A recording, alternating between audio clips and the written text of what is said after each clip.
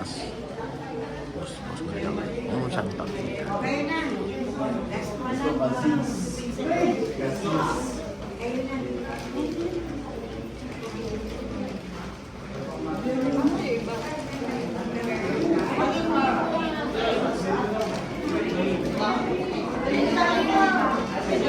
Huwag mo ko kanahin.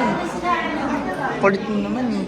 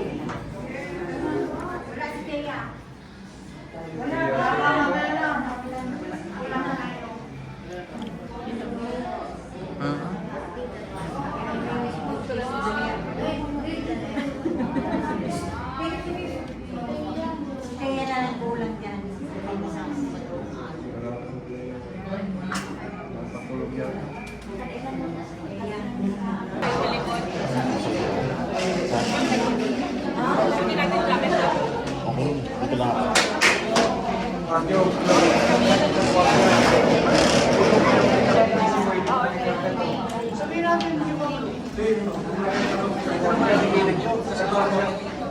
Ben, di ba pupunta yung MMD?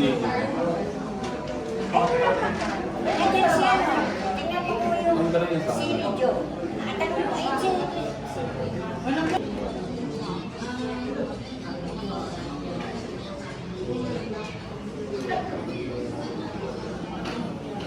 Ay dito. Salamat sa mga tawag.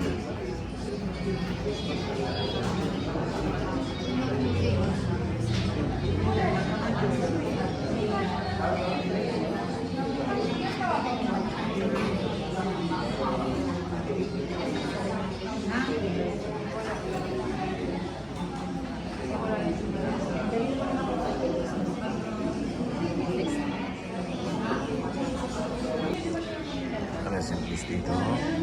Maraming salamat sa lahat ng tawag.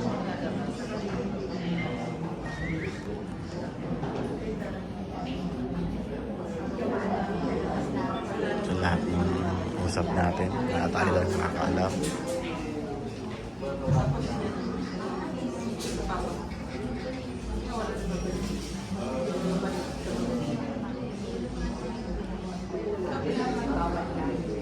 And women, indeed, they be punished, yet is their home full of immortality. Chance aside a little, they shall be greatly blessed, because God tried them, found them worthy of himself. As gold in the furnace, he proved to them, and as sacrificial offerings, he took them to himself. In the time of their resurrection, they shall shine, and shall dart about as sparks through stubble. He shall judge nations and rule over. Umiiyak dahil namatay siya. Walang tayong dapat ikaiyak doon. Pero iniiyak natin tatlong bagay. Ito yung dahilan bakit tayo umiiyak pag may nawawala. Una, matapos mamatay ng asawa mo, ano ang magiging buhay niyo? Tatlo, nawala na ang tatay niyo. Nagigising ka sa umaga, andyan siya, natutulog ka sa gabi, katabi mo siya, bukas, hindi mo na makikita anino niya o katawan niya. At napakahirap, alam natin, na kulang, no, ang isang magulang na nahirapi tayo, kumpleto tayo. Amen? Yun yung dahilan kung bakit tayo umiiyak. Pangalawa, kaya tayo umiiyak dahil sa regrets. May gusto ka pang sabihin kay tatay, hindi mo na masasabi. May gusto ka pang gawin, hindi mo na magagawa. Isa sa pinakamabigat na regrets kaya tayo umiiyak ay yung pamatay ang tatay mo nang may sama ng loob sa iyo o ikaw ang may sama ng loob sa kanya. Yun yung iniiyak natin. Pangalawa, o pangatlo, umiiyak tayo dahil pumapasok sa isip natin yung mga memories na iniwan niya sa atin. This is the day that the Lord has made. Let us rejoice and be glad in it. Let us celebrate the life and legacy of Tate Rafi in our hearts. Lagi natin ilagay sa puso't isipan natin na ano ba ang gawin natin kapag oras na itinakda ng Diyos. Kahit ang pinakadanduhasang doktor ay hindi ito maisusan pa. Amen? Katulad ng sabi ni Martha, kung narito ka lang, Panginoon, hindi sana namatay ang kapatid ko. Pero ang totoo, namatay din si Lazaro after niyang buhayin. Dahil hindi pa ang panahon para ipagkaloob sa kanya ang buhay na walang hanggan. Kaya nga, sa ayaw pa natin at sa gusto na mahiwalay tayo sa mahal natin sa buhay, no choice tayo. Ano sabi ni Lord, tanggapin mo ang katotohanan at ang katotohanan ang magpapalaya sa iyo. Amen? At ano yung katotohanan? Ayan, bantad sa inyo. Na wala na siya, hindi mo na siya kailanman makikita. Masakit mang tanggapin, pero yun yung katotohanan. Amen? Meron po akong inilibing na isang Chinese. First time ko makakita ng gano'n. Yung mga anak, pumunta sa harap ng casket. Tapos sabay-sabay silang lumuhod yung pito. May dala silang stick. Ang senso yata, tawag nila. And then after noon, sabay-sabay silang gumaganyan. And after noon, tumayo sila, nagkakapan silang magkakapatid. Pagkatapos noon, naghawak kamay sila, pumunta sila doon sa casket, at pinalikan nila yung tatay nila. Hindi naman yung mismong bangkay, wala sa salamin. And after noon, umalis sila, tapos lumingon sila pabalik. Dahil hindi ko alam yung ginagawa nila, tinanong ko yung isang anak, Attorney, ano po yung ginawa ninyo? Napakaganda po ng sagot nung abogado. Sabi niya, Father, pag nakaluhod ka sa casket ng tatay mo, sino mas mataas sa inyong dalawa? Ang tatay mo. Meaning, hanggang sa huling sandali ng buhay ng magulang mo, walang anak na pwedeng mas mataas sa magulang. At ba't kailangan mong lumuhod? Kailangan mong magpakumbaba sa taong nag-alay ng buhay, mabuhay ka lang sa mundo. At bakit sila tumayo? Upang tanggapin ang katotohanan sa ayaw nila at sa gusto, kailangan nilang tumayo at manindigan na hindi nakasama ang kanilang anak, kanilang ama. Naharapin nila ang bagong buhay at pagsubok na hindi nakasama ang tatay niyo. At bakit sila nagkakapan? Kasama ang kanilang ina. Tandaan ang pagsasabing, Tatay, huwag ka nang mag-alala kay nanay. Bahala na kaming magkapatid. Ano man ang payo mo, ano man ang pangaral mo, ano man ang bilin mo, ilalagay namin sa puso't isipan namin. Ang mga payo mo na magmahalan kami, magparaanan kami, magpatawaran kami, no? Gagawin namin kung yon ang ikatatahimik mo. At matapos noon, humalik sila. Bakit sila humalik? Upang ibigay ang huling pinakamataas na pagmamahal at parangal sa kanilang ama na nagsakripisyo para sa kanila. At bakit sila umalis at biglang lumingon? upang tanggapin na sa pag-uwi nila, hindi na nila kasama ang tatay nila. At bakit sila lumingon? Tanda ng pagsasabi, ang hindi marunong lumingon sa pinanggalingan ay hindi makararating sa karoroonan.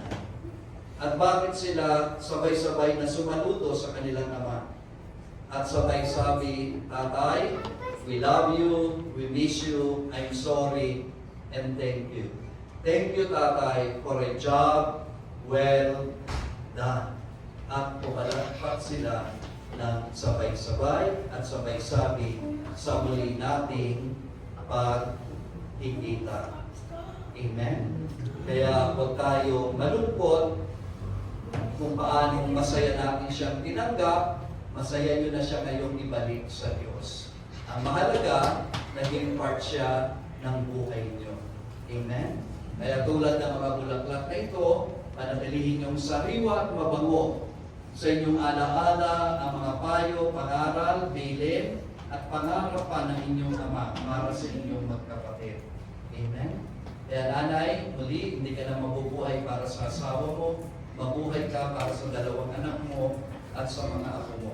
At kayong mga anak, hindi na kayo mabubuhay para sa tatay nyo, mabuhay kayo para sa nanay nyo. Ano ba ang pagkukulang ng tatay nyo sa nanay nyo? Punuan nyo. Ano ba ang pagkukulang ninyo sa tatay nyo? Punuan nyo sa nanay nyo. Bakit? Mahirap mawalan ng magulang. Kung mahirap mawalan ng isa, mas mahirap mawalan ng dalawa. Sabi nga ng kapitbahay kong chismosa, si Marites, sabi niya, Father, nung buhay yung tatay ko, kaaway ko yan eh. So bakit naman? Kasi tatay ko, nasenggo, babakero, sugarol, at adik pa. No? At wala akong ginawa, Father, kundi awayin niya kasi lagi inaaway nanay namin. Pero Father, nung namatay yung tatay ko, ang dami kong na-realize. Sinabi ko sa sarili ko, kung ano-ano pinagsasasabi ko sa iyo nung buhay ka, nilalapastangan kita, pero ngayon ko na-realize. At kung hihilingin ko sa Diyos, kung meron man akong hihilingin sa Diyos, sana kasama pa kita hanggang ngayon. Pero malabo na yung mangyari. Tama po ba si Marites? Tama o mali? Tama ba na hiniling niyang kung maibabalik niya lang, gugustuhin niyang buhay ang tatay niya kaysa wala? Ano man ang ugali at asal ng magulang mo, ang mahalaga pa rin, andyan sila sa tabi mo kaysa wala. Tama si Marites o mali? Kailan naging tama yung chismosa? Ngayon lang, dahil mahirap talaga mawalan ng magulang. Para kang nasa madilim na silid na wala nang magbibigay liwanag sa buhay mo. Amen? Kaya, Mami, huwag nating kakalimutan, nung high school tayo, ang pinakamasarap na yugto ng pag-aaral ay high school life. Tama po? No? Elementary, college, wala yan eh. Pero iba yung feelings pag high school. At ano po yung kinakanta pag high school? Sa graduation, Mami? Natatandaan mo pa ba? Yung isa, kanta ni Sharon. Sabi po ng kanta ni Sharon, balutin mo ako ng iwan. Di po ba? Ito na sa patay, minangbabalot. Pero ano po ang kinanta? Sabi po ni Sharon Cuneta, high school life, high school life, every memory is kay ganda. Tama po. And then, susunod na kanta, yung kanta ni Raymond Gauchenko. Ano yung kanta ni Raymond? Farewell to you, my friends, to see each other again. Tama ba? And then, ang pinakamasakit sa tatlong kanta, yung pangatlo. Dahil kinakanta rin yun, yung pag-alis ng taon. Yung dalawang kanta, yung high school life, saka yung farewell, alam mo na magkikita-kita pa ulit kayo sa class reunion. Pero yung pangatlo, kailan hindi mo na siya makikita. Kailan kinakanta yun? Graduation at pag-alis ng taon. Ano yung kinakanta po na yun? Should old acquaintance be forgot and never brought to part? Should old acquaintance be forgot?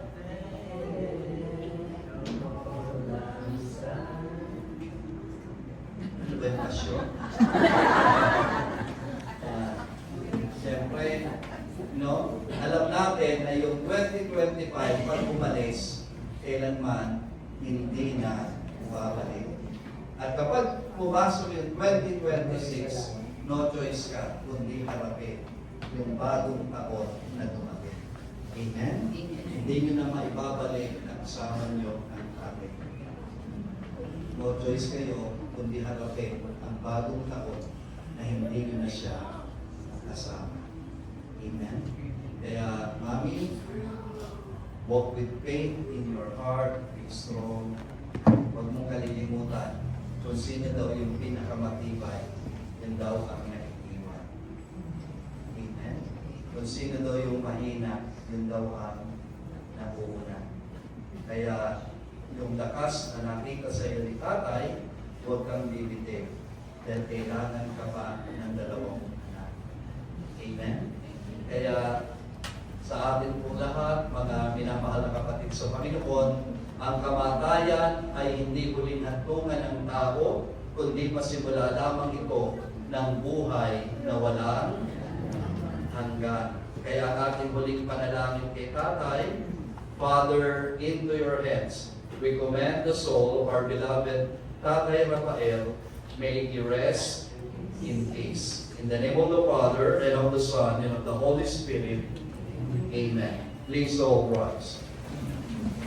Brothers and sisters, Jesus Christ is risen from the dead and seated at the right hand of the Father, where He intercedes for His church. Confident that God hears the voice of those who trust in the Lord Jesus, we join our prayers to His. In baptism, Rafi, receive the light of Christ, scatter the darkness, now and live and birth over the waters of death. In your mercy, Lord, hear our prayer. Puso at kaluluwa.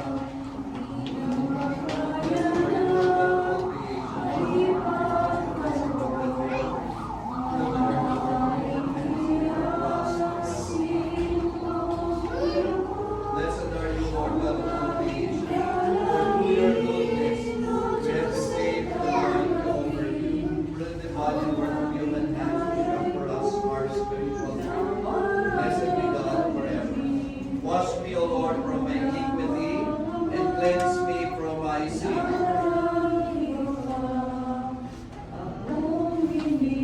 Please all rise. Pray, brothers and sisters, that my sacrifice and yours may be acceptable to God the Father Almighty. May the Lord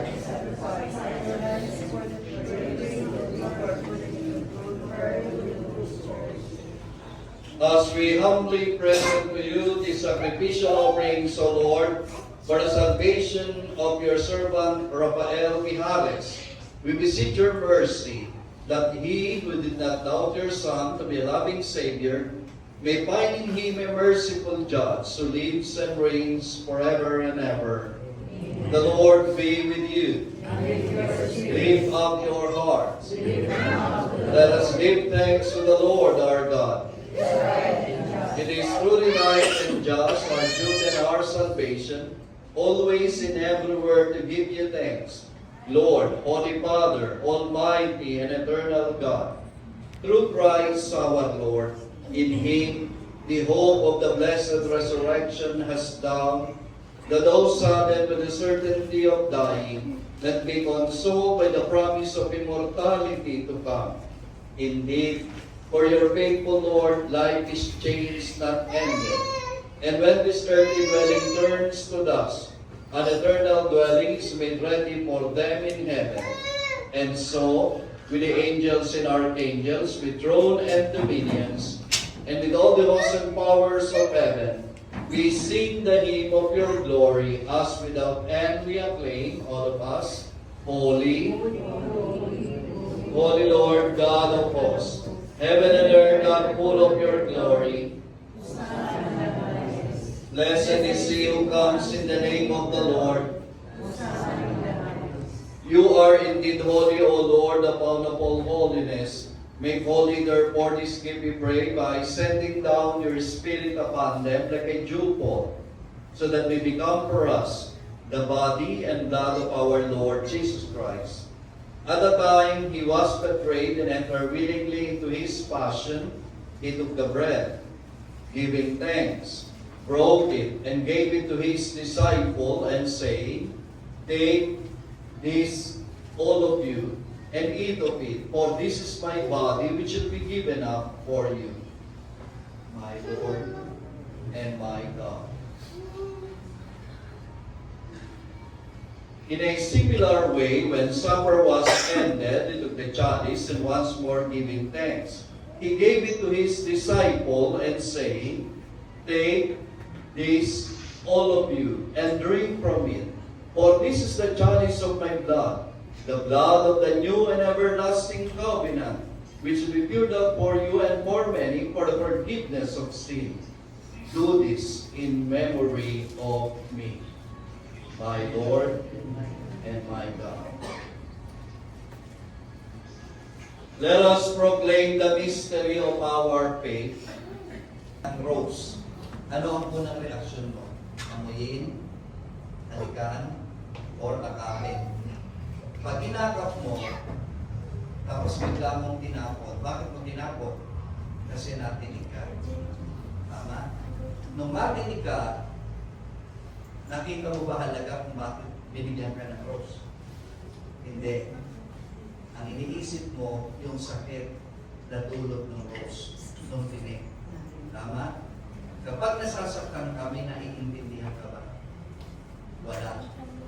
Kahit anong paliwanag, hindi mo maintindihan bakit ibuha siya sa iyo ni Lord. Kasi nasasaktan ka pa. Pero ano sabi ko ng kasabihan? Panahon ng sumugat, panahon din ang mag-iilong nito. Sa panahon na maiintindihan mo bakit siya kinuha sa iyo, magpapasalamat ka pa kay Lord. No? Dahil kung hindi nga siya kinuha sa iyo, o matus naman, masaya ka ba? Hindi nga siya kinuha sa iyo, pero habang buhay mo siyang aalagaan at maririnig mo sa kanya, ayoko na, pagod na ako, gusto ko na magpahinga, hayaan mo na ako, palayain mo na ako. At kapag yan ay yung naririnig mo sa asawa mo, sino ka para pigilan ito? Kung ito ang magbibigay sa kanya ng kasiyahan at katahimikan. Amen? Wala kang magagawa kundi buong pusong siya ipagkaloob sa Diyos. At doon mo lang mauunawaan kung bakit siya kailangan mo ibigay. Kaya kanina sa Our Father, Thy will be done in His time. At ang pinakamagandang regalo nyo sa Kanya, tomorrow, in celebration of Father's Day, na ibigay nyo sa Kanya ang lahat. At yun yung pinakamaganda na niregalo. Hanggang sa oras ng pagtitip ng Kanyang mga mata, alam niya na minahal siya, inalagaan mo siya, at hindi mo siya iniwan at pinabayaan hanggang sa huling sandali ng buhay. Kaya naibigay niyo sa tatay niyo yung pinakamagandang gift ng Father's Day. Amen. Please all rise. The Lord be with you. Let us pray. Lord God, whose Son left us in the sacrament of His body, food for the journey, mercifully grant that, strengthened by it, our brother Rafi may come to the eternal table of Christ, who lives and reigns forever and ever. The Lord be with you. And in your spirit. Please bow your head for the blessing. May Almighty God bless you, the Father, the Son, and the Holy Spirit. Amen. The Mass is ended. We'll announce the Gospel of the Lord. Thanks be to God. In the name of the Father, of the Son, and of the Holy Spirit. Family po, natin po tayo. Harap po tayo dito.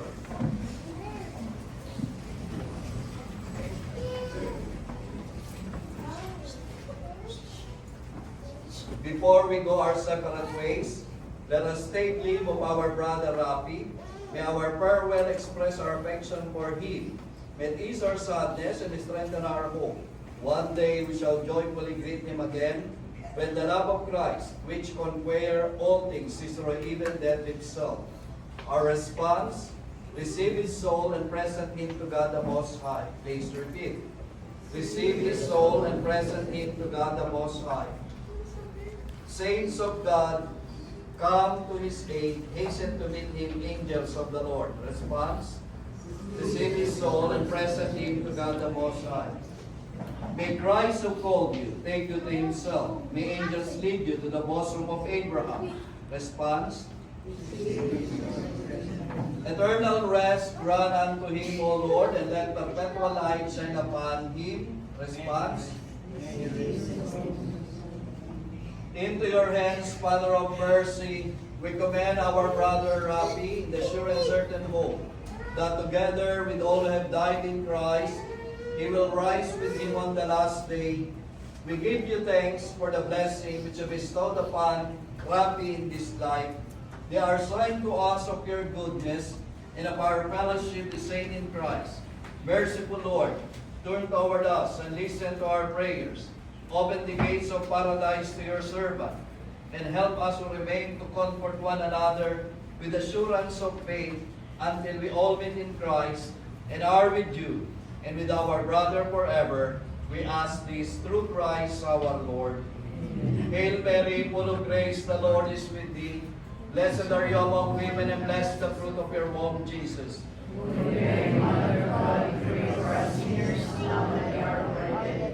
Glory be to the Father, and to the Son, and to the Holy Spirit. Eternal rest grant unto him, O Lord, and let perpetual light shine upon him. May he rest in peace. Amen. May his soul and the soul of all faithful departed through the mercy of God rest in peace. In the name of the Father, and of the Son, and of the Holy Spirit. Amen. Anak, kaibigan.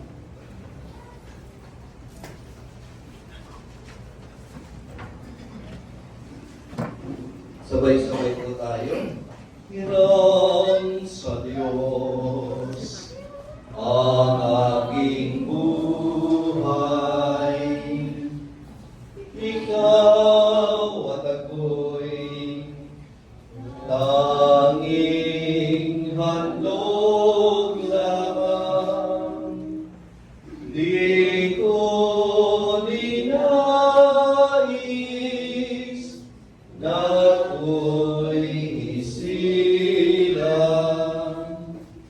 Ngunit sa lahat, dahil may buhay, ika'y ako na ako'y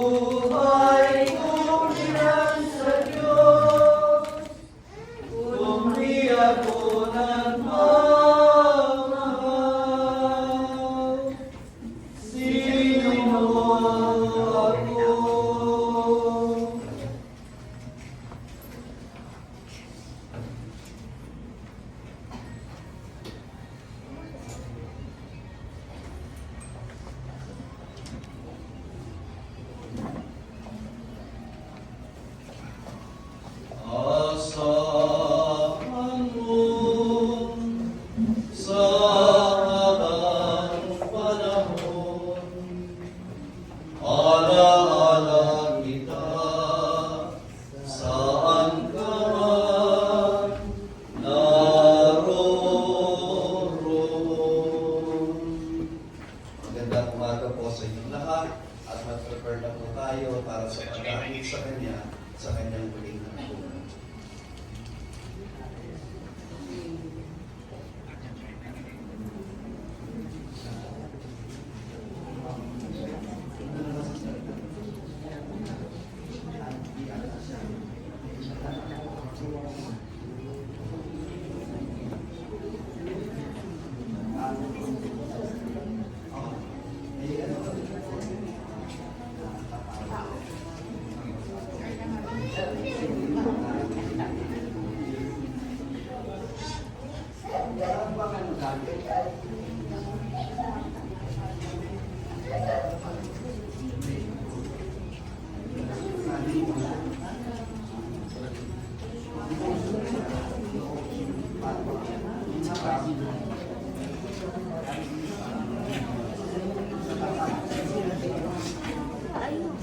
Minsan, may conclusion talaga yung mga pinaka-achieve.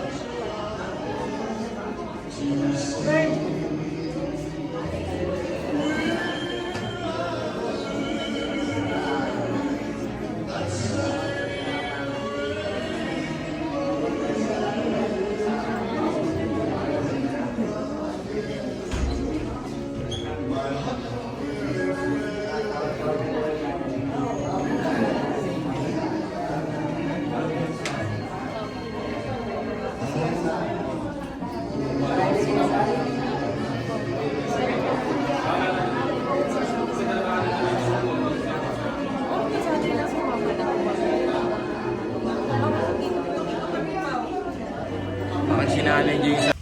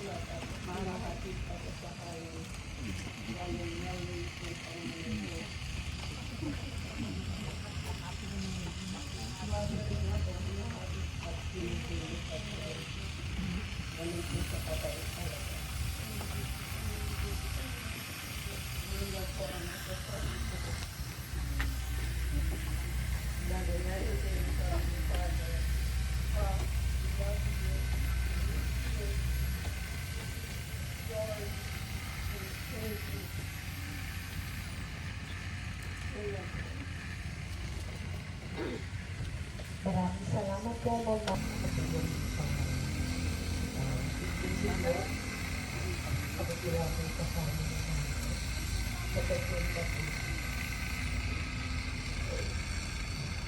Papa, everything's I do. Yung company to one of the most important celebrations of my life. I never imagined God would something.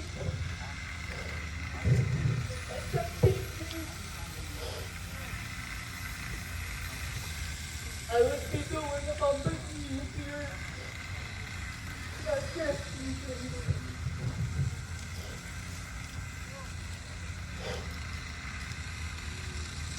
Today I want to be remember you, not with sadness, but with gratitude and love for the life you lived and the memories you had. My father was a man who loved his family deeply. He may not have always expressed this love in words, but he showed it through his actions every single day. He was a strict father as well. Mamimili ka na lang kung turon o sambo or ano yung ipapayo niya sa'yo. As I get older, I realized that his teachers came from a place of love. He wanted the best for us. He wanted us to be disciplined, responsible, and prepared for life. One of my favorite things about Papa was how much he loved spending time with us. We shared many wonderful memories traveling together, having staycations, and trying different foods. Papa also loved cooking. Some of the warmest memories I have are of him preparing meals for me. Sabi nga ni Mama, everyday may baon ako. Hindi yung workmates ko kasi pinagluto pa rin ako ng papa ko. Nakakahiyaman pero proud ako. Lagi ko siyang pinagmamalaki na lang niyo ako. Last year, our lives changed when Papa was diagnosed with liver cancer. It was very challenging. Nasubok yung pagiging nurse ko. It was a difficult journey. One that tested the strength and the strength of our family. It was so stressful. You know that my father only have 6 months or less left to live. I tried many times but I see pain in his eyes, his stress and his agony. But through it all, he continued to show strength and courage. Papa, sorry sa mga mali kong nagawa. Thank you for everything you have done for us. Though our hearts are broken, we're still grateful for every moment we had with you. Rest now, free from pain and suffering. We miss you, we love you, and advance happy Father's Day. Maraming salamat po, Ma'am Sarah. At bago po natin tapusin ang pagbabahagi ng mensahe, natawa. Gusto ko lang mag-thank you kay Lord. Sure, tatay ko.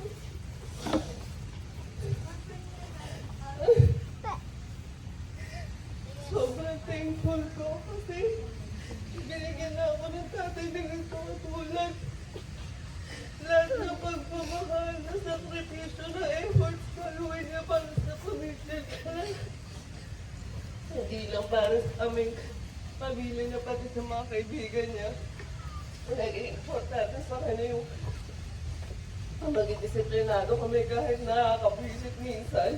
Pero para sa amin talaga yun. Lalo na't babae kami, lahat ng ginawa niya yun, or desisyon, or sinasabi niya, naiintindihan niya namin lahat. Sorry sa lahat. Sabi ko, years na na-miss na wala ako. 6 years din yun. Hindi ko ba na naranasan yung ginigising sa umaga lagi. At muli nun dati, nung sinabi ni ate na everyday may baon siya. Opposite sa akin, no? Kasi kailangan ko maging mag-isa. Malayo sa inyo. Sabi ko na miss. Pero binawi ko naman may chance na. Tapos ngayon pa ako na-wish granted na nung magkakaapo ka na pero hindi mo kami naabutan.